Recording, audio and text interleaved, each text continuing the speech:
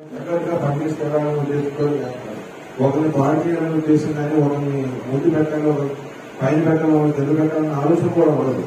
ఫ్లోలో ఇది మంచిగా అనుకుంటే దాంట్లో వెళ్ళిపోయే ఉద్దేశం తప్ప వాళ్ళకి వేరే ఉద్దేశం ఉండదు. కాబట్టి అట్లా ఆ రోజు నుంచి కూడా ఆ పెట్ట పోస్ట్ 2019లో ఆయన గెలుపుకి అంటే శ్రీనివాస్ గారి గెలుపు కోసం కాంగ్రెస్ మిత్రుల్లో భారీ ఉన్నారు.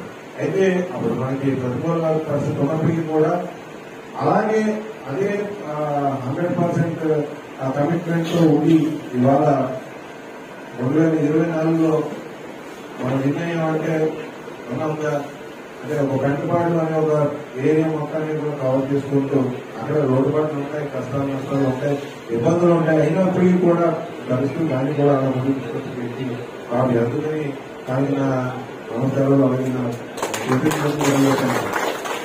మరొక వ్యక్తి